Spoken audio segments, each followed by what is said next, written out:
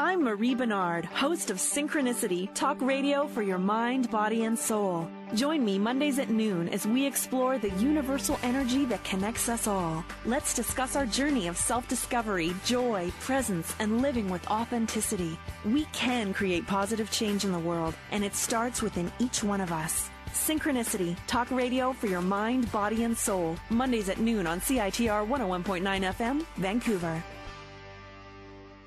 Hello, welcome to Synchronicity, talk radio for your mind, body, and soul. I'm your host, Marie Bernard. Thanks for being with me. I hope that you are having a wonderful Monday. I hope you had a great weekend.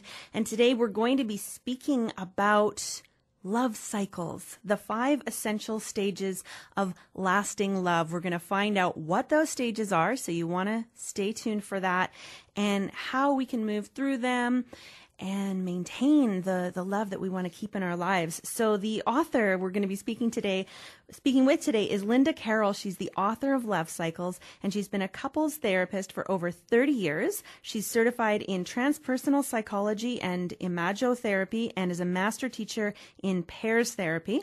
And she lives in Oregon. She has workshops across the country, and you can find her at lindacarroll.com. And there's also a free quiz on lovecycles.org so that you can find out where you might be in what love cycle you might be in your relationship. So welcome to this show, Linda. Well, hi. Hi.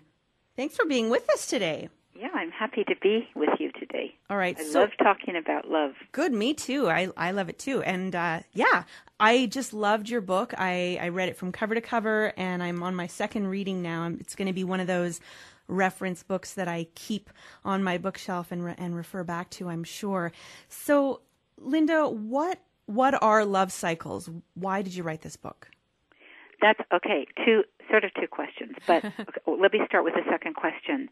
I was on my way to give a keynote somewhere about relationships and love, and I read this it was sort of a Dear Abby in a magazine that had been left on the plane. And the question was, somebody wrote in and said, I'm not in love with my husband anymore. What should I do?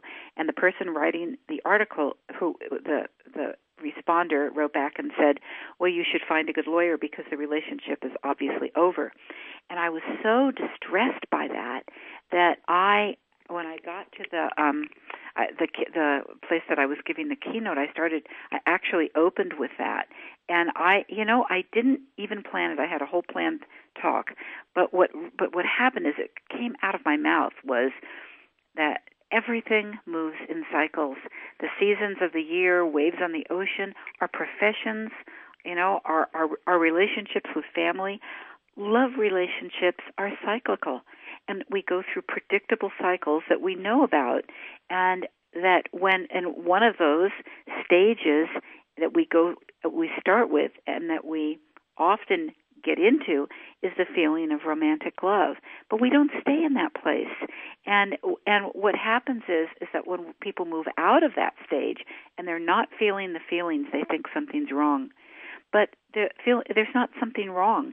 It's just that we're in a different cycle, and that it seems that to understand that everything is cyclical, and that having kind of down days and blah days and days we wonder what we're doing with every part of our life, like our professions, those days come. It doesn't mean we quit. It just means that that's a down day. And if we could get some objectivity to understand that love is a feeling, but a long-term relationship is a skill set, and one of those skills is understanding cycles, that I think that there would be a lot more people who could find the promise of their relationship and not bail as soon as they lose the feeling on a particular day, which I think we're pretty encouraged to in our culture. Absolutely, Linda. That's one of the things that scares me so much about relationships is that people expect that if you don't have those butterflies and that newness, passionate feeling all the time, or if you lose it for a couple weeks or a couple months, that's not the right person for you. That's what the culture says, isn't it? But when you talk to people who have been in long-term relationships, they'll tell you that there are many winters, that there are times of doubt, there are times of struggle. There are times that are just sort of boring, where you just wear the same old clothes and tell the same old stories and feel like, oh, is this all there is? But that doesn't necessarily mean there's something wrong.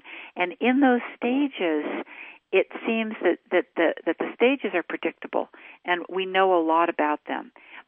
The stages aren't the problem. The problem is we can do damage when we're in some of those stages, and then that becomes the trouble we have to deal with. Does that make sense? Absolutely. Let's talk about that for a moment. You mentioned at the beginning of the book the reptilian brain. I think this is a quote. There's no room in the situation for anything but certainty and action when you're in that fight or flight, and that can create a lot of damage. Yes, that's right. So when we move from romantic love, this is the person of our dreams, and that's the first stage. And I'll talk about that we are vulnerable and open, and our libido's high, and everything seems to point to the idea that we found this perfect person, all the ways that we fit, and they're safe for us because they're looking at us with a great big smile all the time, and we're looking at them with a great big smile, and oh gosh, it feels so great to have somebody welcome you like that. And then what happens is that we know that first stage is full of chemicals, that our brains actually change. And the part of the brain that changes is the part of the brain that changes with gambling and cocaine and chocolate. So there's a real addictive quality about it. And it lasts 3 years the first time, but it has diminishing returns. So it lasts less and less amount of time, the drugs, the chemistry. When we fall out of that first stage into the stage I call doubt and denial, we move into a power struggle. And then as we're in the power struggle, if you think about how you feel when you go to greet somebody who you know loves you unconditionally and how wonderful that is. I think that's why we love our dogs and our cats, because they just greet us with, everything is forgiven. But our lover, after a period of time, doesn't. Sometimes he looks annoyed or looks stressed out, and it may have nothing to do with us. But there isn't that sense of unconditionality, and we don't have it for them either. What happens is we start to shut ourselves down. We get different chemicals, and the chemicals now, we're wired for connection, which is stage one. We're wired to fall in love. In fact, we call it falling. It doesn't even take it's not an act of consciousness. We fall into it. And we're also wired for protection, not just connection, but protection. And so I walk in to see, I've been with my husband for 30 years. We've been married for 25. And we still go through this when we go away. I have, in my mind, when I go away and I go somewhere, and I think about him, I always think of the best. I never think of not just the worst, but I never think of the ordinary. It's the best. So I come home, I've been on some amazing trip somewhere, and he's been running our life, and he's sort of, he's working, he's taking care of our animals, he's taking care of sort of the day by day, and I come in, and I'm all expansive, expecting this person who is, in my mind, my ideal partner, and he's sort of grumpy, he's wearing an old shirt, and he says hi, but not particularly warm and loving, and I'm shocked. I'm thinking, I can't get the two together. So if I know that this is going to happen, and we do know it, and we talk about it now before we see each other, because we know that there's often a miss in how we greet each other. But if I don't know that, I walk in and I think something's wrong, and then I start to shut myself down. My vulnerability goes away. And instead of being vulnerable now, I am sort of defended. Who is he? And we move, when we're defended, we move into either fight, freeze, or flight. And so at that point, I may withdraw or criticize him in some way, like, I expected more of a welcome. Then he may withdraw or feel criticized, and then we start into a loop. Is this all making sense, how this happens? A power struggle. Absolutely. Or he'll say, I've got the kitchen clean for you. And I'll come home and I'll look around, I'll see 2 cups, and I'll think the kitchen's not clean. Because that's my struggle, is that I get very perfectionistic. Okay, so then we start into a power struggle. he'll see me looking at the cup, and he'll say, "Why would you notice the cup? I spent 2 hours cleaning it." And then we can go off into a loop. It's very different than stage 1, where everything was wonderful. So the power struggle, which I call doubt and denial, happens. And at that point, my body is now it's much more of a closed state. It's not open. It's closed. And his is more closed. And so then we're looking at each other through a different lens. He's no longer this perfect person that's going to make my life wonderful all the time. You know, he's somebody who left the kitchen in a mess and thinks it's clean. So some other part of me then comes out, and he sees me as, rather than an appreciative partner, someone who's always finding fault. And then we have another dance that we do. And and that's part of being human. So the second stage of doubt and denial, the power struggle, happens in our relationships, all of them.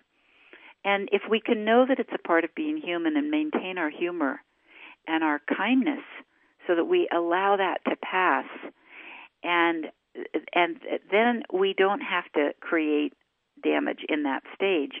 But not knowing or understanding that it's normal and there's nothing wrong with our relationship, we get reactive. And when people stay reactive for a long time, they can move into the third stage, which is disillusionment. Okay, so if stage can I slow one you down is for a second? Yeah. Linda, because I actually have a question about the moving from the first stage to the second stage. Go for it, yeah. So you had mentioned that that addictive quality of the merge stage lasts about 3 years the first time. I just want to ask for some clarification. Do you mean that that's 3 years in the one relationship, or let's say I have another relationship, is it only going to last 2 years with that next partner?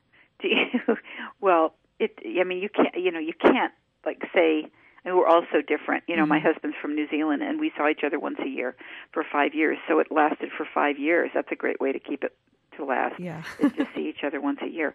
But it has diminishing returns because it's a chemical, and every time we fall in love, it takes less and less time before we say, uh-oh. The first time, and that's why a lot of people get stuck in their high school or their college love, the person that they fall in love with first, because it never completes. It gets stuck in the middle, so that we always can look back at that and think, oh, that person was so perfect for me, because we're still in stage 1 with that person. And that's why so many people fall in love in their high school reunions when they're 80 years old. That's another talk. But that's like people who use heroin, like chasing the dragon, that first high. Exactly what it is. They're always trying to get that first high. That's exactly it. That's crazy. Yes. Wow. Yeah. So, if you want to feel that chemical high without having to do any work for it, because you can get the feelings back, but they don't come free. We don't fall into them. It's a skill set. But if you just want to feel madly in love, you just have to change partners faster and faster all the time. And then you get to feel it, but, then you're in a constant state of distress because you're losing it too. Wow. All right. Thank you, Linda. So now the next one, we've gone from merge, which is that big butterfly magical, he's the one for me. That's right, just like that. To doubt and denial. And then the third one is disillusionment. Yeah, the disillusionment is, if the first one is enchantment, everything is perfect. Everything is evidence that this is what I've been waiting for all my life. The third one is disenchantment. The opposite. Everything remains evidence, but it's new evidence. It's evidence I shouldn't be with you. This isn't going to work. What was I thinking? We aren't alike at all. In fact, we're so different. I don't know what we ever had in common. And so that's the opposite. They're both trances. One is a halo trance, and the other is a shadow trance. And neither are true. You're not perfect for me, and you're probably not totally imperfect for me either if I chose you, And so what happens is I see there's a selection process that goes on where I can take certain information that I see and it fits into a system, and that I make that the truth. And we do that all the time. So in stage 3, everything goes into this system that says, uh-oh, wrong person, I better get out of here. And, sometimes it is the wrong person. But I think that the worst time to leave is when you're in stage 3, because you can't really see anything but what's wrong. But I'm getting ahead of myself. See, I get so excited about talking about this. No, this is wonderful. I actually wanted to ask you, and I think this might be the stage that it's in, righteous indignation. I circled it and highlighted it. I mean, I've felt this before too. Can we talk a little bit about that? And I think women can be worse for this than men. Yeah, I think that's interesting. I think you're right. Righteous indignation is so addictive, and some of us are more into it than others, but when we have our feelings hurt, if you think about conversations, just think about if you hear two people talking and they're saying, oh, it was such a great party and everyone was so great and it was so nice to see everybody, and then you see another conversation and someone is saying, can you believe what so-and-so did? Can you believe that he would do that to her, or that she would do that to him in front of everybody? Which conversation do we go to? The one with the juice in it, most of us. Yep. We're attracted to that. And people join in like, oh, I can't believe how terrible it was. And somehow there's something about feeling righteously indignant, and in our own relationship to feel the certain kind of glory in our wounds, that can become kind of an addiction too. And I think that's one of the things that's very hard for people to give up when we really do the work and learn the skills. One of those skills is knowing our part of the trouble, and nobody likes that. So I wanted to tell you fast, because people get sort of often get very resistant to that. What do you mean it's my part of the trouble? If she didn't do such and such, we'd be fine, instead of knowing that that it's a dynamic. That we're in a dynamic and that we're both involved in it. So righteous indignation is a way of being the hurt victim and not taking any responsibility for our part of the dynamic, whatever that is. And this now, we're talking about this disillusionment. You're saying that these 5 cycles of love are going to happen. You've seen them time and time again in any relationship that lasts. Yeah, I think they happen many times, actually, and that, I think that you don't stay. It's like staying in enlightenment, for people who have a spiritual practice that sometimes will take them to a wonderful place. And there's all those jokes or stories, not jokes, but stories about the person meditating who suddenly one day gets enlightenment, and the master says, and the person says, I just had a Satori experience, and the teacher says, great, now go back and meditate. We get there, we have an experience, but we fall off the mountain. And with love, we get to Wholehearted and we learn it, and then we fall off of it again. But we don't get to a certain place and stay there. But we learn the dance, we learn the skills, we learn how to keep our heart into a wholehearted place longer than we used to. And that's, I think, great progress. There's a story in the book, and we will move on to the next stages, but there was a story in the book that was just beautiful. It actually really, I felt a lot of emotion reading it. It's the story of Dwayne and Charlene, and I'm assuming you changed their names for privacy, with the story about the loons. You're only the second person that's brought that up in interviews, and I changed that. So I changed it in so many ways. But you know what? The essence of the story is there, and the loons were there too. It was such a lesson for me. First of all, because I had so much judgment about this guy, and I couldn't imagine why his wife was with him. And my judgment, there's a therapist. That's a horrible thing to admit, but it's true. And I just didn't get it. And he had a lot of judgment about therapy, and he was so angry about having to, quote, take his therapy. And we were from such different worlds. And not only that, he worked in a garage, and he never changed his clothes. He'd sit on my couch and leave stains and all that kind of stuff.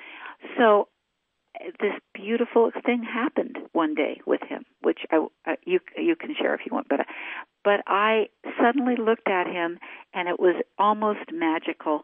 He changed in front of my eyes.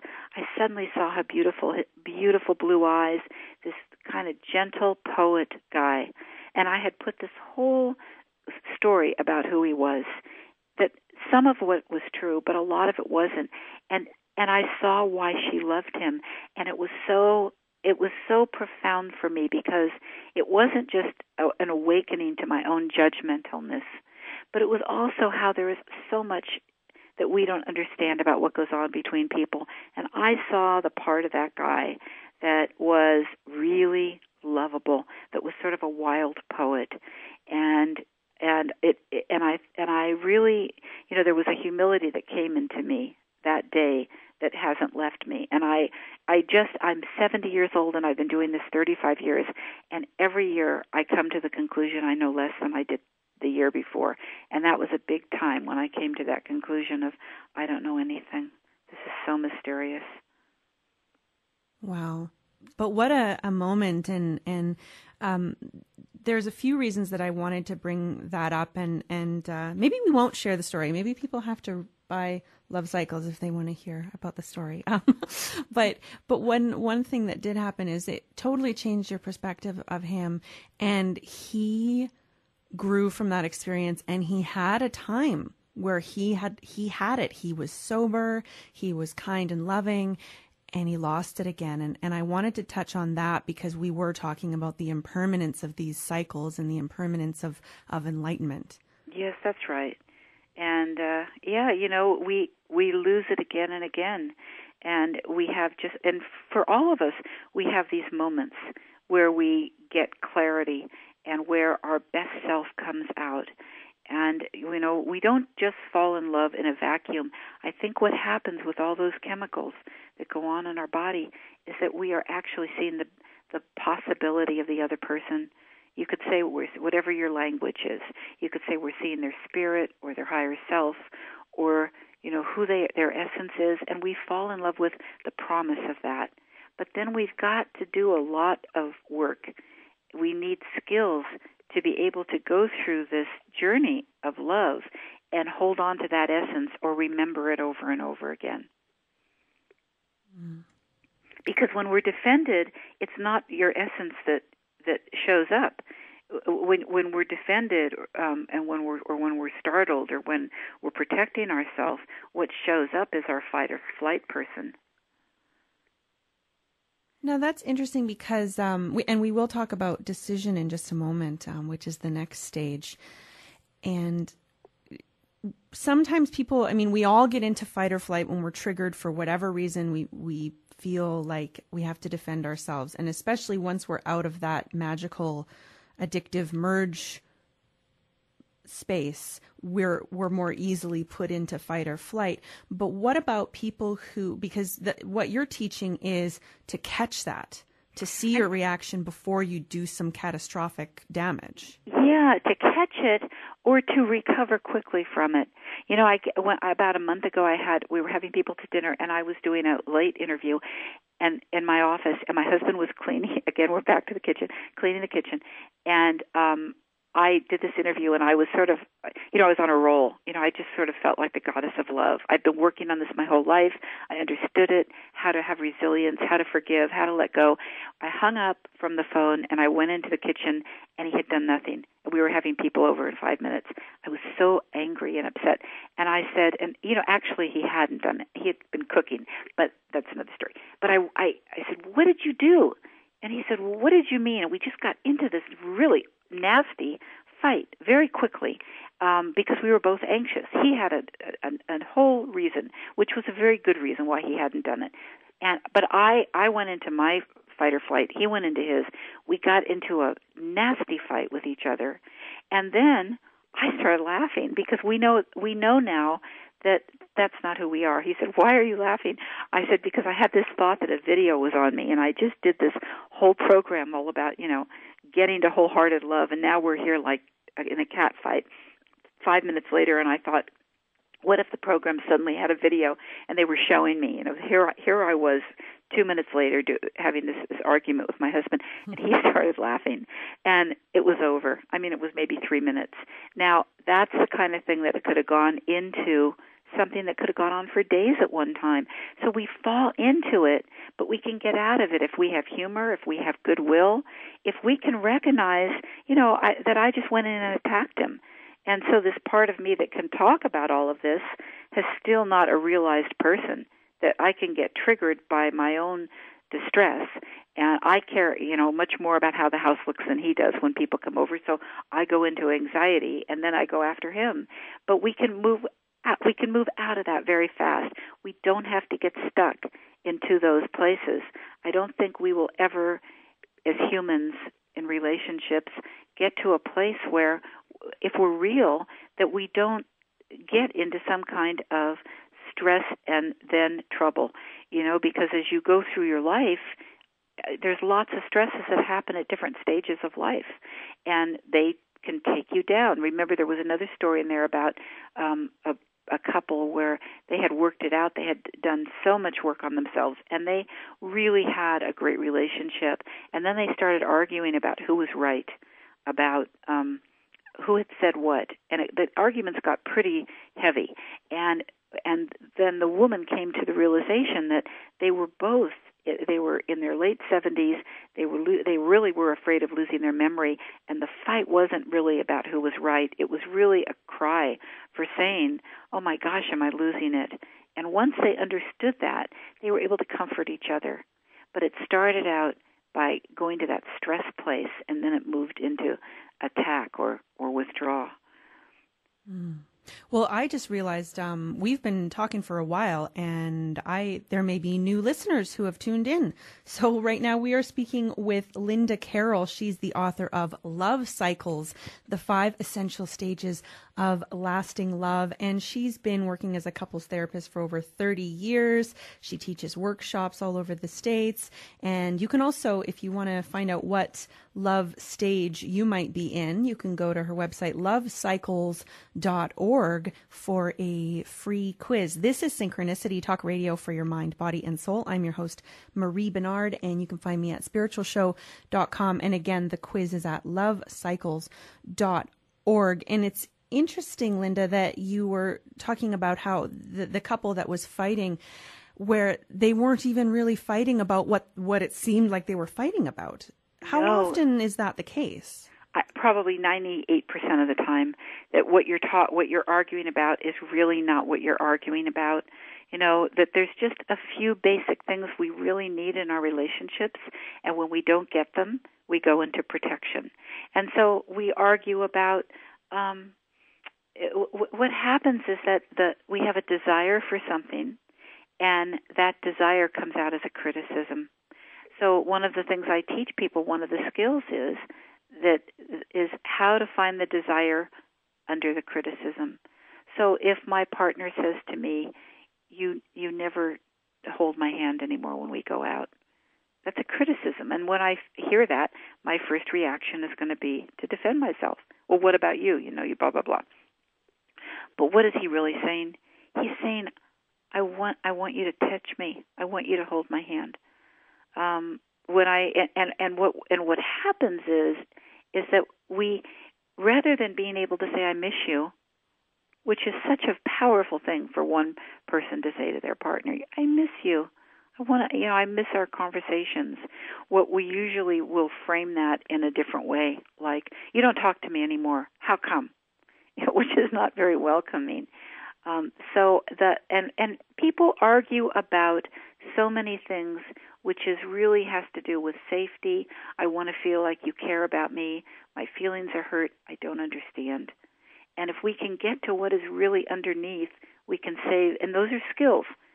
Those are skill sets that anybody can learn. And that if we can learn how to speak from what's really going on, I talk about it as speaking from vulnerability, although people get kind of scared when I say that. Like I'm asking them to do something that's counterintuitive. But it really is the only way that we're going to get our need met.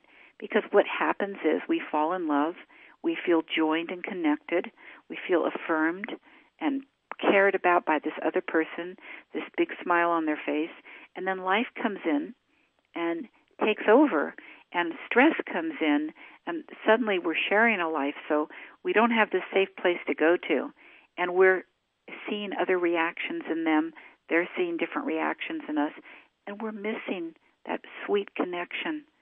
But not knowing how to say that, hey, I want to connect with you. let's just sit down for a few minutes. That's much harder to turn away from than somebody that says, where did you go? It was great last year, but all of a sudden we lived together, and now, you don't want to talk to me anymore. So what's that about? Then that just reinforces it. So if we can learn, and it's a skill, anybody can learn it. If we can learn to know what the argument really is about, we can get to it very quickly and do something to mend it and repair it. Because it's usually not about the groceries, where the car is parked, forgetting the milk, or, even reading the paper when I want to talk to you. It's about something else. Thank you, Linda. Now, as we're moving into the decision stage, I'm curious, how much willingness or ability must the other person have? Because I realize, and one of the things that I love about your book is that it's about taking responsibility for your side. I think that there was an interview I did a few months ago with Dr. Stan Tatkin, Wired for Love, and which was phenomenal. And it was all about how partners, like how you can watch your partner's triggers and manage your partner. But this is about, which is just as important, if not more so, taking responsibility for your own side of things and managing your own triggers.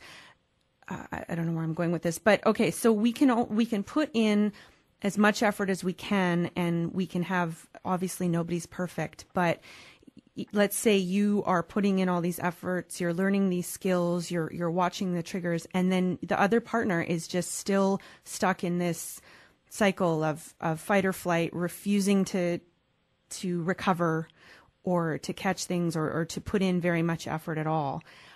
I mean, at what point do you pack it in if they're not willing to work with you? That's the big question, and nobody knows. I don't think anybody knows the answer to that question. I've worked with couples who were so triggered and had the biggest messes in their marriages that you could imagine, and somehow they moved through it, and they got into Wholehearted. They worked it. I've been with couples where one person didn't want to do anything and was resistant. The other person did a lot of work, and the resistant partner changed. And I've been with couples where it didn't work. It's, there's no. Well, obviously, if you're getting hurt, or if your partner is doing abusive, repetitive behavior over and over, then you've got to leave. I mean, you've got to do something to get out of that. That you can't stay in that. But aside from that, there isn't a rule. There's people make lists and there's books about it. Here are the reasons you should stay. Here are the reasons you should leave. I don't believe any of that touches it. I think that there's something in us. It's in our body. It's quiet, and it's a knowing that we have to work out with this person. That we are going to hang in there. And there's also a knowing that says, I'm done, and it's quiet. There's not a lot to talk about when you feel that. It's just, I can't do this anymore. And it's not. It doesn't come from the head. It comes from another part of us. Because there's always we can justify anything we want, but I think that there's an inherent truth that we get to in a relationship, and we can only get to it by clearing out our own pathway to our intuition. And that truth tells us what to do next. Sometimes it's a great spiritual practice to hang in there with a partner who you love and who you have a life with, who doesn't get it, who doesn't get what you're doing with yourself, who doesn't get the language or that you're using, and who you want to get it, quote, but who doesn't. And it's a great practice to just practice acceptance and to not get triggered by what they're doing. And other times it is harmful to you. It's toxic, but no one can tell you.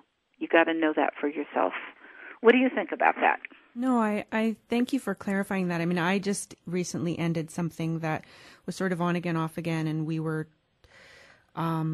it just wasn't ever going to go anywhere. And we were trying to maintain sort of a friendship, but it always kind of fell back into the relationship type of situation. And I finally ended it because I felt like I had a moment. All the other times that we'd had big blow up fights, I'd really contributed to it. In hindsight, I looked and I was like, wow, I really was a jerk.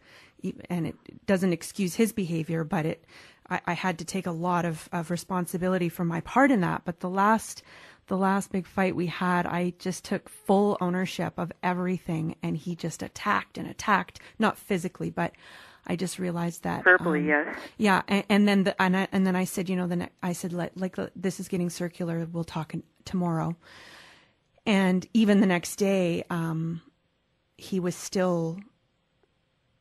He would have been ready to just sort of let it go, but there was no like responsibility on his part. And for me, I just like it was a pattern of behavior that I just couldn't accept anymore. But there was that stillness. And part of that is because I decided not to make any major breakup type decisions when I was in that emotionality. Oh, that's brilliant. That's right. Not from a reactive place, from a deep response. So what happened? I haven't spoken to him, and it's been a little bit hard because actually over the weekend I found out that a close friend of mine died of suicide. Yeah. Oh, and so I wanted, of course, and he knew him just very casually. So I have all these thoughts, like I want to reach out, and I really could use someone to cuddle with, but because I think that if I had ended it out of reactivity, I probably would have been much more likely to fall back into it, like I have so many times in the past. And so I feel it's interesting though, because I feel like I've really learned something this time around. But knowing what we were talking about earlier about how we can gain this vivid insight and then lose it again just as easily. So yes. Hopefully I won't get caught in that same cycle again. But you're also talking about something else, which is one of the reasons it's so hard to know what to do when we're in a relationship that is painful or not giving us what we need, is that there is always the struggle comes because we're attached to that person. And even though a lot of things might not be working the way we want them to, attachment is still real, and so your friend committed suicide and you really wanted to reach out and be connected with him because you miss the attachment. And that's why it's so hard to have any kind of straight answers for this. That's why some relationships, which everyone would think would have hit the dust, make it, because people have so much, they're so invested in that attachment, they do the work. And that's why it's so hard to get out of a relationship, even when it's not good for us. Because even though our friends may say, oh, he's a jerk, or we may look at behavior and say, how could I have stood that for so long? There's another part of it, like with the story we were talking about in my book. There's another part of that person that we loved, that we had hopes for, and we long for that part. So it's a very complicated question. It's not black and white, because attachment is something that gets us through the best of times. It calls us to bring out our best, and it also keeps us in relationships that aren't good for us much longer than we should be in it for our well-being. So I think we need to bring a lot of compassion to ourselves in those critical times in our relationships when we don't know what to do, because it's not an easy answer usually. And it's interesting because the attachment also, like you had learned so deeply with Dwayne and Charlene, that everyone has a story. I mean, it doesn't excuse bad behavior, but Dwayne was horribly, believe he was abused, neglected, all of these things. I mean, he didn't just decide one day to be a jerk. There was reason for it. That's exactly right. And when you have compassion for your partner and you see their wounds, sometimes it's you put up with more than maybe would be good for you because you know where it's coming from. Well, I think this is the trick, is how we can stay in empathy with everybody, not just with our partner, but to be empathetic, and also to have good, clear boundaries. And we really get them confused with each other. There is having having our heart whole for the last stage of this is not about being a wimp and being wholehearted, meaning that you've got a partner who's really doesn't treat you well, and because you're wholehearted, you keep saying that's okay. It means that you have done enough work on yourself where you know how to make a boundary and say, I can love you, and love can be unconditional, but relationships aren't. So wholehearted from a strong place is not a codependent whole heart. It's a whole heart that includes me in the loving, and I know that I have to be treated a certain way if I'm going to be with you. And there are people that I can love but choose not to be with because they hurt me. And so in some ways we become tougher with a whole heart, tougher-minded, but more empathetic and compassionate in that tough-mindedness. All right. Well, again, I want to put it out there that we are speaking with Linda Carroll. She is the author of Love Cycles, the 5 Essential Stages of Lasting Love. And if you are interested and curious on what love cycle, what stage you might be in, you can go to lovecycles.org, and there is a free quiz there. Where's the best place for people to pick up your book? Well, anywhere. It's in bookstores. It's on Amazon. If they come to my website, they can get an autographed copy. It's the same cost. And at Barnes & Noble, New World Library sells it. So wherever there are books, there should be Love Cycles. And I'm also going to be in Seattle on Thursday, but that's a ways from you, isn't it, doing a reading at Third Place Books. And Third Place Books in Lake Forest Park on Thursday night. And how far, that's several hours. About a 4-hour drive to Seattle from Vancouver. But there may be listeners, we have listeners all over the world. So if you're there, yeah. And do you have a listing of where you're going to be on lovecycles.org? Yes, I do. I have a listing of what my tour is, and so I think I have another time in New York and San Francisco. So I'm doing a second round in those places. Wonderful. Okay, so you can check out lovecycles.org if you want to meet Linda, shake hands, answer or ask some questions. So we were talking about, now we talked a little bit about decision. Before we get a little bit deeper into wholehearted loving, is there anything more you want to say about the decision stage? Well, I think I think what you said was so smart, to make a decision not in the reactivity of being stuck. There's something which I describe it in the book called infinity loops, and all couples get into these. It's those circular arguments that go round and round, and sometimes you can get stuck in a loop for 10 years, and people want out of the pain of the loop, and sometimes they think they want out of the relationship, but what they really want is out of the pain of the loop. And when you can bust the loop apart, which is possible to do, when that loop can change, you find all the good things about the relationship that you loved from the beginning that are still there.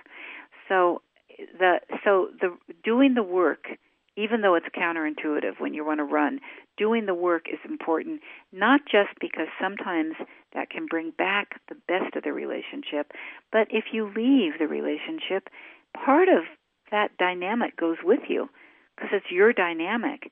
And so if you can understand your part of it, you don't have to redo it in the next relationship. So I really encourage people to do their work in the relationship, even when it's hard. Sometimes, especially when it's hard. Sometimes people can, and sometimes it's just too much, and that's okay. We do what we need to do, and so. But that's my first suggestion is let's see what we can do in this relationship. Let's see if we can let go of the relationship that isn't working, but what we can find there, and sometimes that has pretty marvelous results. So the decision is, sometimes people decide to stay, and they decide to just make a parallel life. And that means that, they may have strong family, strong community. They may be working on projects together or have some kind of a common mission. I had that couple that was into saving sea turtles in my book, and they really cared about their joint life. And they didn't have a lot of passion. and there were things that weren't there, but they decided to work it out because they cared about the life, and they just made it a practice of caring about each other. You know, people who sometimes have a pretty good relationship, but they want great passion, may leave and find themselves in a much more unhappy state. So I think it's, you know, there's a lot. Fortunately, we're over the 90s call for the soulmate, that everybody was rushing off to find the perfect soulmate, which is kind of a review of stage one. And so the decision is, it's not bad. I'm not trying to suggest people stay in a parallel relationship, but I'm also saying that that's an okay decision if you can become wholehearted in it and you can live a full life from it. And so, you know, there are people who they have each other's backs and they don't have a great deal in common, but they look after each other. And from there, they can be launch places for a big life. So I try not to be judgmental about how everybody has to have a certain kind of relationship. So we can either leave, move into parallel lives, do nothing, which is a choice, sadly, or we can learn the skills that allow us to practice wholehearted love. And we can do that with or without our partner's agreement. I really love that practice, or the idea at least of the practice, no matter what your partner is doing, because whether you stay or go, it's really ultimately, no matter who you're with, you're still going to need to find that within yourself, find that wholehearted loving. And even if it's not a mutual wholeheartedness, you're doing the practice, and that's impacting you and how you behave out in the world too. Yes, it impacts everything in your life, you know, because part of a real a practice of wholeheartedness is about learning how to love yourself. And so in an ironic way, becoming more wholehearted means that you also have, in some ways, higher standards for what you need in a relationship, because you know you have worth in a new way. So it's sort of ironic, isn't it? And so what is wholehearted? First of all, I want to just say that when I started writing the chapter on wholehearted, I got terribly blocked. I couldn't do it. I was stuck on it for a year. And I talked to a friend of mine. He's a writer, Sam Keene. In fact, he wrote the preface for the book. And I said, Sam, what's wrong? Will you look at this? And he didn't even have to look at it. He said, you can't write about wholehearted until you write about what gets in the way. I thought that was so brilliant. So there's actually 2 chapters in the wholehearted section. One is wholehearted barriers, and one is wholehearted bridges. So the barriers to wholehearted are, we have to find out where we are half-hearted, where we're closed-hearted, what our blocks are to being wholehearted. We can't just crash in there, but that there are certain questions we have to ask ourselves and know about ourselves to be able to get to wholehearted. We have to understand the barrier of codependency, and which really gets in the way, and the barrier of a broken heart. You know, sometimes we have been hurt, and we have made a decision we may not even be aware of to not let ourselves try in relationships again. So that's first, is understanding our barriers. And what does it mean to have a whole heart?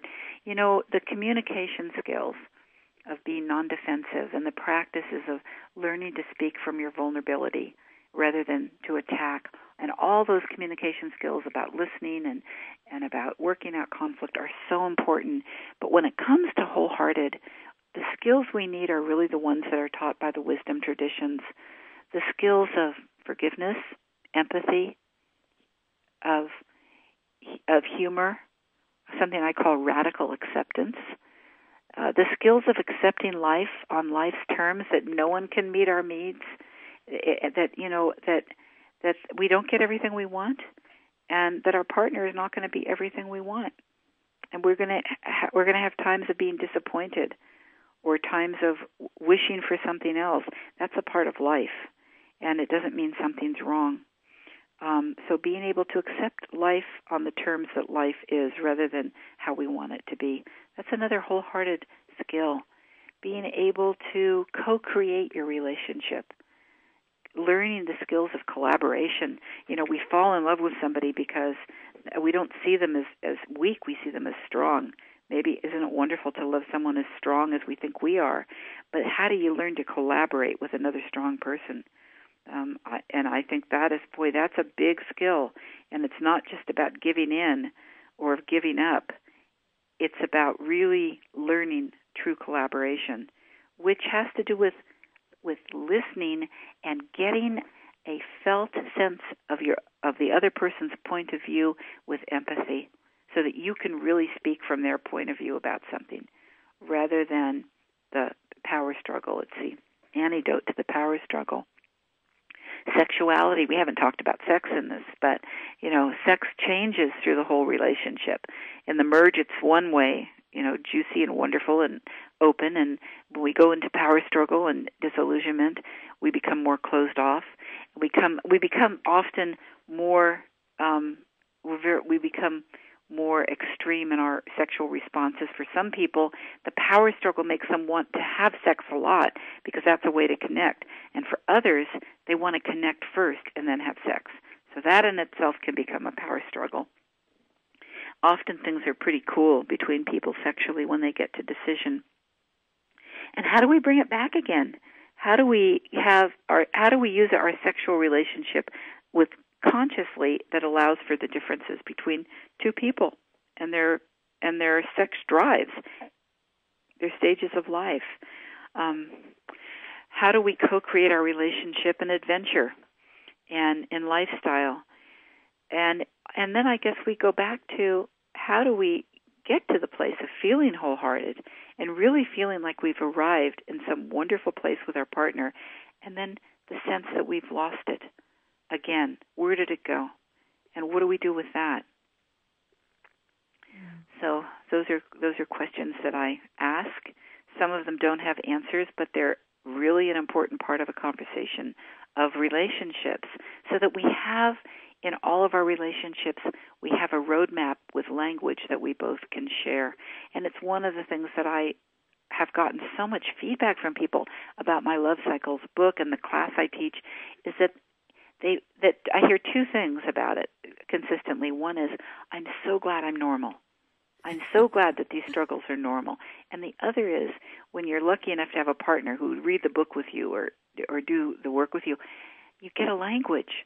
And the language is something that you can use, like, oh, I got, just if you talk about brain, I got triggered. That's such a good way to understand, and a kind of a way of minimizing something that happened. It was a way of, I was triggered and I went into a zone that was pretty crazy, but it really wasn't what's going on.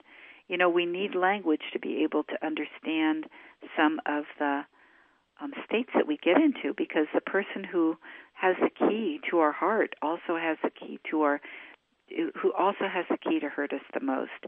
So we're going to get into some pretty extreme states in our relationships, and how do we navigate that with wisdom and love? So that's sort of my mission, to try to help people do that. Well, I have a couple questions just before we wrap up. Again, we're speaking with Linda Carroll. She is the author of Love Cycles, the 5 Essential Stages of Lasting Love. And you can take the free quiz at lovecycles.org. And I don't know which to ask first, but I guess probably the most important is we can read these books, and I recommend this book for anyone who is in a relationship, wants to be in a relationship, or even if you're not wanting romance but you want to understand yourself better. I think it's still valuable. But you talk about the language, and we can read these words and absorb the ideas, but learning it and getting it is all about the practice of acceptance and detachment and empathy and all of that. That's right. It's a practice, and you just think of it as an ongoing practice. But the more we practice it, the more tolerance we have for the places that we don't do it. And that's like a meditation practice. People who are longtime meditators generally, not always, of course, nothing's always, but generally have a lot more compassion for the days that they don't meditate, quote, well, whatever that means, because they accept their humanness more and more. And that's one of the things that we get from this practice, and is knowing that, there are days that you're going to lose it. You're going to lose all the things that you've learned about and all of the new counterintuitive moves you've made of empathy, and you're just going to snap. But how do you get back from that? How do you forgive your partner quickly? Because they didn't remember either. And that's part of wholeheartedness, is acceptance that we never get there, that we get bigger and we hold the place longer, but there isn't an arrival of some kind of enlightenment or some kind of wholeheartedness. But when you learn to laugh, it's one of the things I think about in a relationship. When you've lost your humor, you're in trouble. And the faster you can bring that back, then the quicker you're going to get to wholeheartedness. And when you have humor, you can laugh at yourself and your partner, and they can laugh at you. I just suddenly thought that was a bad thing to say. With you? Maybe you can laugh at yourself. I'll say it like that. Or laugh at you together. That's a way that you can get out of it so fast. I mean, I think humor is so huge in a relationship, don't you? Mm-hmm. Such an important thing. And it's important just in life in general. I mean, there's always some kind of crap happening in life. Yeah. It just doesn't stop. And but if you can laugh at it and you can roll with it, and the radical acceptance, and I love what you said about not getting there. I think I'm finally starting to get the acceptance that there's not going to be an arrival. Right. There's going to be moments that feel like an arrival. Yeah. But, like, oh, God, and really great moments when you come up against a loop that you've always gotten triggered in, and you don't get triggered. It's like, oh, boy, it really works. But then the next time you get triggered. But that's okay. I guess one of the things, I want to say one more thing, that one of the things in a long-term relationship I talk about over and over is putting in goodwill all the time, keeping that goodwill account out of the red, so that you have something to carry you through the inevitable times that you forget it all. So it's the same thing to nourish our own tank, to know that the days are going to come when we're not going to have a lot in the bank, and our emotional bank, and to be putting in for it for those days. Mm-hmm. Oh, I love that. And there was also the bridge to generosity, which I wanted to talk about. Maybe can you sum up what that is in 10 or 20 seconds? Well, generosity has been called the most important quality statistically. I mean, they've done lots of studies. Generosity is the most important quality in a long-term relationship, and some people have it easily. They're easily generous. Others, it's more challenging to be generous. But we can all learn that. That can be part of the practice. Is that what you wanted me to talk about? Sure, how important generosity is, letting things go, good sex, forgiveness. Generosity is in all of that, and certainly it's in keeping the account filled up. And so how do we learn? How do we do that? How do we practice that over and over again, so that when the winter days come, we've got a fire? My husband's brought me a latte every day for 25 years. On days when he doesn't like me, on days when he hands it to me with a kiss, on days when he sort of puts it on the other side of the table, I have to reach for it if he's really trying to punish me. But that latte is money in the bank of goodwill, and it carries us through so many mornings that we are sort of grumpy or we've had a fight. Those acts of goodwill are the mainstay of relationship. Mm. Oh, thank you so much, Linda. It's been such a pleasure speaking with you, and I hope that imagine if everyone on the planet read your book, what a better world it would be. Oh, thank you. That's so sweet of you to say, and I really, the book stands on the shoulders of lots of great teachers, too. So it's not just me. It's lots of other wisdom, and it's been a pleasure to talk to you. Thank you. And there's actually a great bibliography there with all of those people referenced as well, so lots more reading. All right. Well, thank you again for your time, Linda. It's been such a pleasure. Okay. Bye-bye. Me too. Bye-bye. All right. Well, that was Linda Carroll. She is the author of Love Cycles, the 5 essential stages of lasting love. And again, if you want to take that free quiz, you can go to lovecycles.org. I want to send lots and lots of love to you. Have a wonderful week. Be well. I just love you so much. And thank you for taking the time to listen today. I hope that it's brought value to your life. And up next in just a moment here on CITR. Oh, sorry. Namaste. You have to namaste. Namaste. I can't. I'm not on the ball today. Namaste. All right. So up next on CITR is Parts Unknown with DJ Chris Horrific. Right. Take care. Bye bye.